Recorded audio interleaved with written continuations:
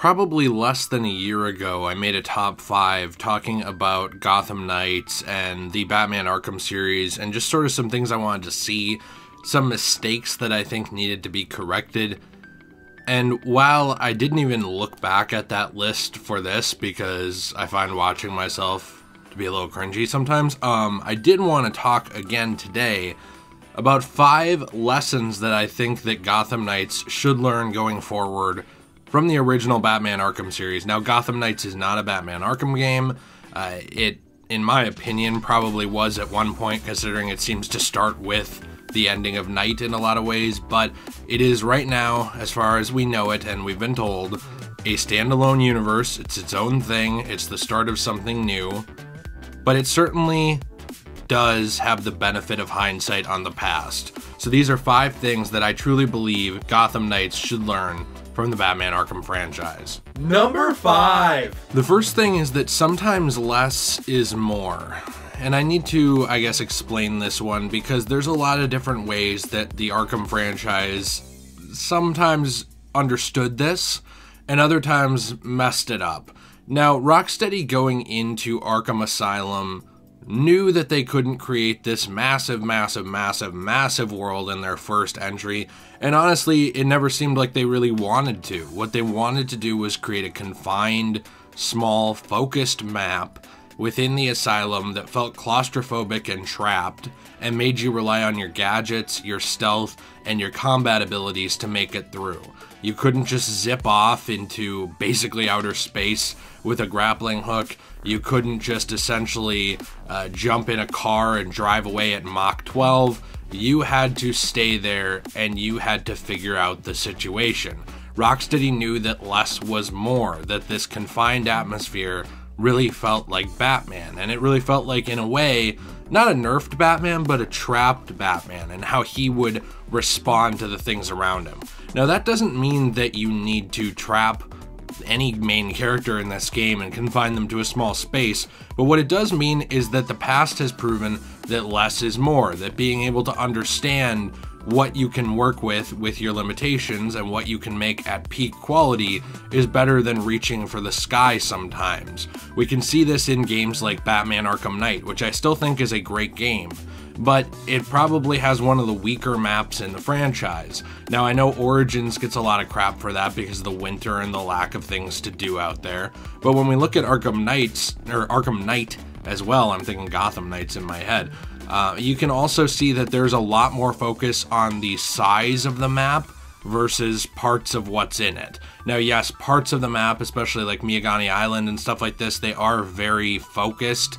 There's a lot of different details thrown in there, and there are across the whole map, but you can see that in terms of quality, almost everyone agrees it does pale a bit in comparison to something like Arkham City, which is still a very large map, but it's smaller. It feels like there's something around every single corner, buildings you can go in, secrets, Easter eggs. The sky is the limit with Arkham City.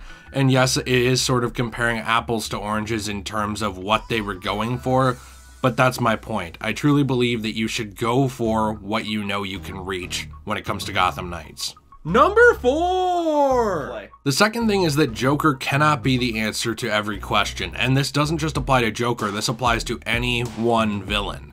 For example, the Court of Owls is obviously being put into this game. The Court of Owls can't be the answer to every single question in the game. You know, why did this happen? Court of Owls. Oh, what's the deal with Court of Owls? Oh, well, when are we going to? Oh, don't ask, it's about the Court of Owls. You know, there was a lot of that in the Arkham franchise with a character like Joker. As much as I love him and his dichotomy and, you know, opposite side of the same coin thing with Batman, a lot of the times the answers to the plots in the game came down to something having to do with Joker. You know, and I'll get into some of this a little later as well, but you can even see it with things like marketing materials and all this other stuff, you know. Oh, what's the deal with Black Mask Plan in Origin? Oh, it's Joker. Oh, well, what's the deal with why could Scarecrow outsmart Batman? Oh, Joker is still around, Arkham Knight. You know, you can't really rely on the same answer to every question. The same answer to every question or every plot point can't be because Batman's dead or because Court of Owls.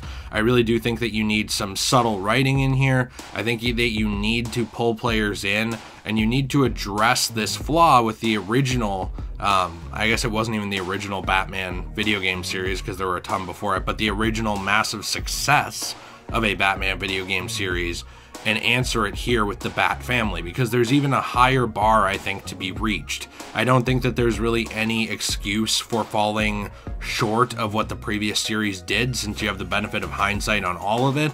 And also now you have to convince people, because it's not just a Batman game anymore. According to WB, he's dead, in quotation marks, and it's now a Bat family game. So because of that, you have to convince people that this is going to be quality, you have to bring them in and keep them there, and it needs more than we've gotten in some past games. Number 3.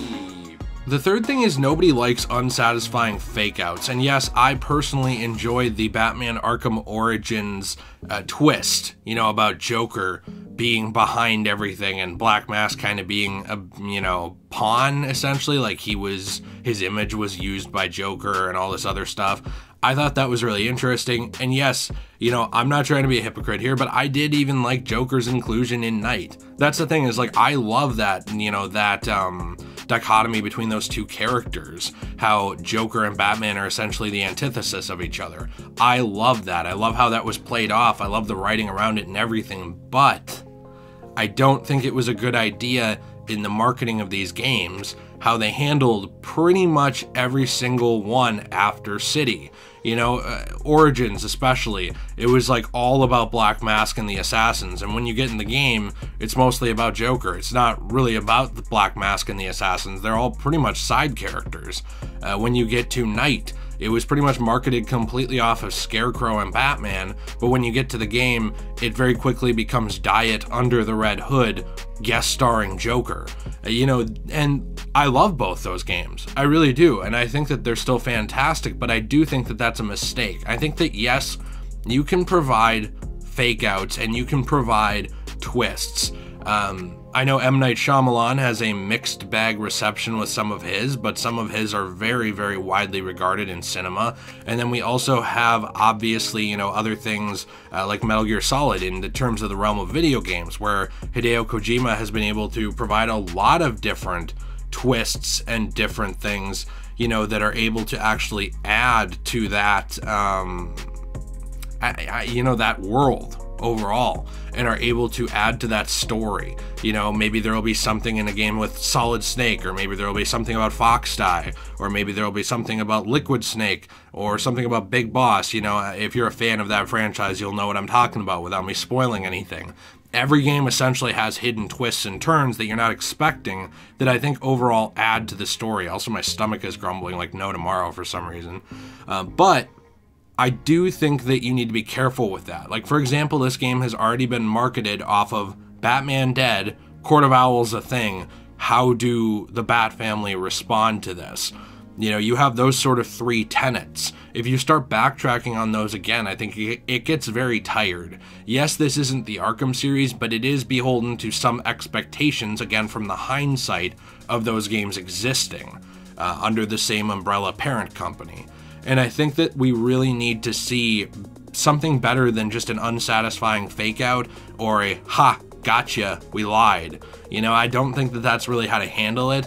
I think that one of the crowning jewels of that, I guess a crowning jewel example of that would be something like Jason Todd in Arkham Knight, where it's like, no, Red Hood is not Arkham Knight, blah, blah, blah, blah, blah. And, it turns out that it's still just Jason Todd, and it's like, well, technically we didn't lie.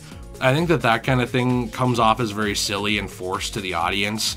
If you're going to do that sort of thing, you need to just not say anything. And I don't think the audience wants to put up with that really anymore. Number 2! The fourth thing is that side characters deserve love too. Now, there are a few side characters that definitely got this in the Arkham franchise. One great example of this is Mr. Freeze. I think Victor Freeze was done extremely well in this franchise. Now, if we look at his whole storyline, We have foreshadowing of him in Arkham Asylum, where you can find his cage, his cell. He's sort of suspended there with the ice all over it. That was sort of a foreshadowing of what to expect, because then we get to see him in Arkham City. He plays a key pivotal role in the story, along with a Batman the Animated Series-ish inspired origin story throughout the entire standalone Cold Heart expansion of Arkham Origins. Did I say Arkham Origins inspired? I meant Batman the Animated Series inspired, if I didn't say that correctly. You know, along with Ignite, a conclusion to his story. He sort of has an entire arc across this franchise. But then we have other characters like Two-Face, who played a bit of a role in City, and then he was just sort of there a tiny bit in Night. You know, the Riddler didn't really have an arc, but he sort of had a forced one, I guess, going from, you know, Enigma to then the Riddler to then Pajama Pants Man in the final game. A lot of characters did suffer from not having a complete story arc. We can even see this with someone like Scarecrow. Yes, Scarecrow is very interesting the first time he appears, and he's interesting the final time he appears, but in order to get from point A to point basically D, I suppose, you'd have to read a bunch of side stories in the lore, and it's not really actually shown. You know, there's a lot of telling and not showing when it came to that character. We see quite a few characters like that, like Robin. There's not actually a lot of character development for Robin. We're just dropped into a couple different points in his development. I think that if you're going to have a bunch of side characters in this game, I think that you need to learn how to balance them with some of the main characters and make at least some of them matter outside of one or two. Number one. It's number one. The final lesson to learn is not at all a mistake on the part of the Arkham franchise, but instead a massive success. I would say probably one of its flagpole successes. Or is it tentpole? Making a lot of mistakes in this video, but regardless, you'll let me know in the comments, because you always hate how I pronounce roof. But people still love single-player games. I think that that is what they need to learn from the Arkham franchise. People love single-player games. And yes, maybe your little cousin who just plays Fortnite doesn't appreciate them, but someday, let's be honest, he will. We know that these games still sell. We know that some of the best-selling games of the last decade and some of the most popular games of like the last decade are also single-player games. Yes, they're not the most monetizable, and that's the problem, but they are extremely popular. We have things like The Witcher 3, the Mass Effect franchise, although it's kind of become bad and now is coming back.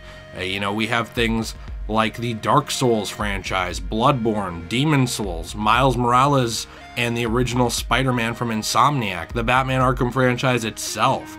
You know, a lot of these games, I would say from not even just the last decade, the last 20 years, because some of these came out before 2010, a lot of these games really did show that single-player games are still beloved and single-player components to games. You know, Gears of War, all kinds of games like this. And I was kind of looking back at my shelf, you know, to look at some of these, but another one's Red Dead Redemption 2, Persona 5. Some of these games are just incredibly beloved for being single-player games. And that's sort of what I think they need to learn, because there is a lot of focus in the marketing and a lot of focus in the community about getting to play with your friends, and that's great. You know, I think that that should be a positive, and I think that gaming should be both a social and a personal experience. It depends what you value more. But my point is, a lot of people value single player. And I think that to make this game, they really need to find a way to balance you having just as good of a time playing it by yourself as you would with a friend. I think that if this game comes out, and if I'm playing as Batgirl, but I need somebody else with me to play as Red Hood, or Nightwing, or Robin, and otherwise it won't be as fun, I think that that is a missed opportunity in terms of what has been shown can be done with the Batman IP and with the Bat family. Yes, these things like co-op, they should be valued, absolutely, I love them, but I think that a lesson learned from the past is people still love single player. There's still such a space for it, and it is something that has stood the test of time and will continue to do so as long as developers are willing to put the money into it to get a good product out in the end. Let me know what you thought of this list. Are there any things that you think that this new upcoming game should learn from the Batman Arkham franchise? Are there any things that you think it can do better? Are there any things that you don't want them to take away from that franchise? You're like, please forget that you learned this. Let me know what you think in the comments down below. Be sure to leave a like if you enjoyed this. Subscribe for more content.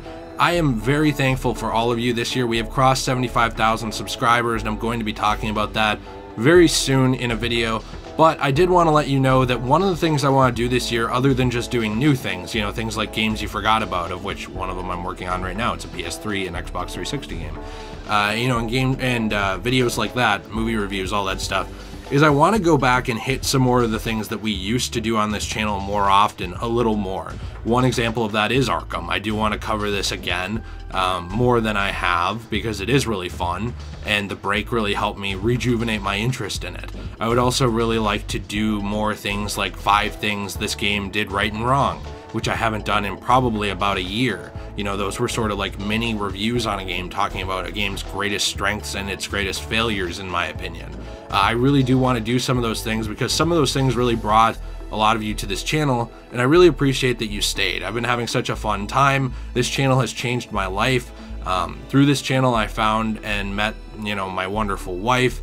I've made so many different friends, and I've had such a good experience overall, and I appreciate all of you very much. Be sure to check out the links in the description down below. We have the official Etsy shop with official merch that I've designed, along with merch that my wife has designed as well. Mother's Day is coming up. There's a lot of stuff on there that could be good for your mom. That's not a your mom joke, but it should be, because come on, whose mom wouldn't want to have a little piece of me in or on them? Let's be honest here. No one's mom would not want that. Have a fantastic day. We'll see you in the next one. And as always, stay shway.